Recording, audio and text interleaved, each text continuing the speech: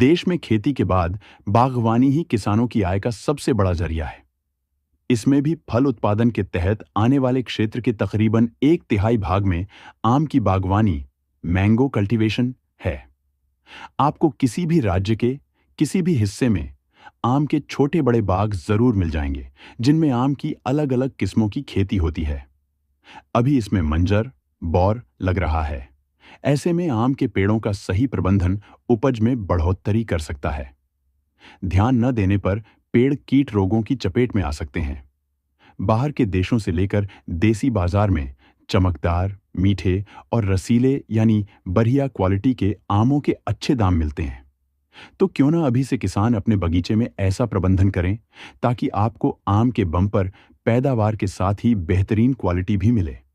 अक्सर देखा गया है कि अगर किसान खाद, पानी, कीट और रोगों का ठीक से प्रबंधन नहीं कर पाते तो इससे फलों को नुकसान पहुंचता है। फलों की क्वालिटी बिगड़ती है।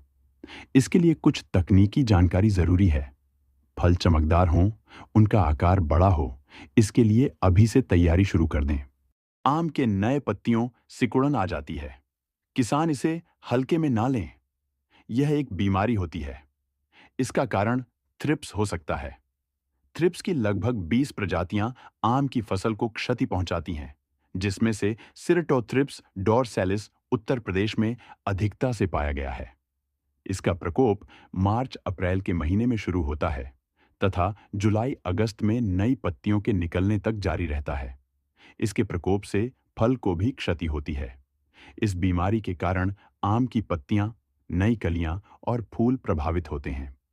उत्तर प्रदेश के किसानों ने आम के मुरझाने के मामलों में वृद्धि की सूचना लगातार वैज्ञानिक को देते आ रहे हैं। अगर किसी बाग में एक पेड़ इस बीमारी की चपेट में आ जाता है, तो संभावना है कि आसपास के पेड़ों पर भी इसका असर होगा। बीमारी को फैलने से रोकने और पूरे बाग को बचाने के लिए न केवल प्रभावित पेड़, बल्कि आसपास के पेड़ों का भी इलाज करना जरूरी है। आम का उखट्टा, मैंगो विल्ट रोग, मुख्य रूप से कवक सेराटोसिस्टिस मैंगिनेकन्स के कारण होता है। यह एक विनाशकारी बीमारी है जो दुनिया भर में आम के पेड़ों को प्रभावित करती है। यह संवहनी रोग आम के उत्पादन को प्रभावित करके महत्वपूर्ण आर्थिक नुकसान का कारण बनता है, जो कई उष्णकटिबंधीय और उपोष्णकटिबंधीय क्षेत्रों में एक महत्वपूर्ण फल फसल है। आम के विल्ट के एटियोलॉजी, लक्षण और प्रबंधन रणनीतियों को समझना इसके प्रसार को नियंत्रित करने और इसके प्रभाव को कम करने के लिए आवश्यक है। फफूंद सेराटोसिस्टिस मैंगिनेकन्स आम के पेड़ों की संवहनी प्रणाली पर आक्रमण करता है, जिससे पानी और पोषक तत्वों का प्रवाह बाधित होता है, जिससे पेड़ों की विशेषता मुरझा जाती है। रोग पैदा करने वाला यह फफूंद कीटों, छंटाई या यांत्रिक क्षति के कारण हुए घावों के माध्यम से पेड़ों में प्रवेश करता है। उन्होंने ने कहा कि शुरुआती लक्षण पत्तियों का मुरझाना और भूरा होना है, जो आमतौर पर एक ही शाखा से शुरू होकर पूरे पेड़ में फैल जाता है। पेड़ के सूख जाने के बाद भी पत्तियां आम के पेड़ पर महीनों लगी रहती हैं। छाल से गोंद का निकलना एक आम लक्षण है, जो तने और शाखाओं पर काली धारियों के रूप में दिखाई देता है। इस रोग के प्रबंधन के लिए 1 लीटर पानी में 2 ग्राम कवकनाशी रोकोएम, थायोफेनेट मिथाइल मिलाना और संक्रमित आम के पेड़ के आसपास की मिट्टी को इस घोल से अच्छी तरह भिगोना जरूरी है। एक वयस्क पेड़ को कम से कम 25 से 30 लीटर दवा के घोल की आवश्यकता होती है। प्रक्रिया को 10 दिनों के बाद दोहराया जाना चाहिए। इस घोल से बाग में आम के पेड़ के आसपास के सभी पेड़ों का उपचार करना महत्वपूर्ण है, क्योंकि ऐसा न करने पर अन्य आम के पेड़ मर सकते हैं। जब एक आम का पेड़ संकट के लक्षण दिखाता है, जैसे कि तने से गोंद जैसा स्राव, कारण की पहचान करने के लिए तत्काल कार्रवाई की जानी चाहिए।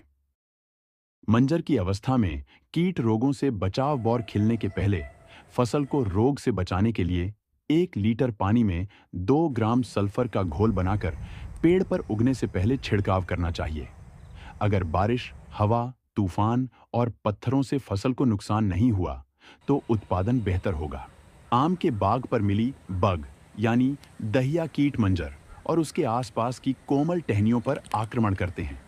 इसके उपचार के लिए 2 ग्राम प्रति लीटर के हिसाब से सल्फेस दवा का छिड़काव करना चाहिए।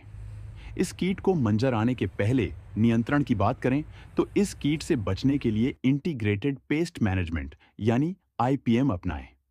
इसके लिए नीम की खली या करंज की खली का उपयोग पेड़ के 1 मीटर दायरे की मिट्टी में करें। इससे जमीन में रहने वाले कीट दहिया यानी मिलीबग आक्रमण नहीं कर पाते।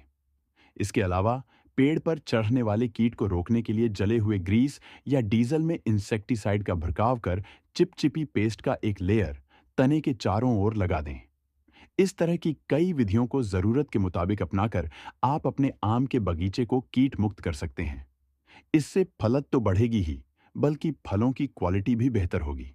इससे आपको बाजार में अच्छे दाम मिल पाएंगे। पोषक तत्वों का प्रबंधन: जब फल मटर के दाने के बराबर हो जाएं, तो पेड़ों की हल्की सिंचाई के बाद अप्रैल के दूसरे सप्ताह में डीएपी आधा किलो और पोटाश 200 ग्राम प्रति पौधा देना चाहिए। इसके बाद 0,050 सल्फेट ONF पोटाश एसओपी का आम के पौधों पर मई के पहले हफ्ते में और तीसरे हफ्ते में 2 ग्राम प्रति लीटर के हिसाब से छिड़काव करना चाहिए। इससे फल गुणवत्ता बेहतर होती है। अगर ड्रीप सिंचाई की सुविधा हो तो उससे सिंचाई करें। पौधे की थाला को पुआल या फसल अवशेष से मल्चिंग करना चाहिए, जिससे थालों में नमी बनी रहे। इसके अलावा मधुमक्खियां आम की पैदावार के लिए काफी अहम हैं। इनके मधु बक्से अपने बाग के पास रखें या प्राकृतिक तौर पर मधुमक्खियों का छत्ता लगा हो तो उसकी देख रेख करें। इनसे फ्रूट सेटिंग में बहुत मदद मिलती है। फलों को फटने से बचाएं। अपने विकास क्रम में फल तेजी से बढ़ते हैं, जबकि फलों को सही नमी न मिलने पर उसके छिलके फटने लगते हैं। इससे आपके फलों को नुकसान पहुंचता है, जिससे उचित मूल्य नहीं मिल पाता। ऐसी स्थिति से बचने के लिए कुछ कुछ दिनों पर फलों को हल्की फुहार देते रहें। इसमें कई बार बोरेक्स 4% घोल का छिड़काव 2 बार 15 अप्रैल से लेकर 15 मई के बीच करना बेहतर होता है। इस तरह आप विशेष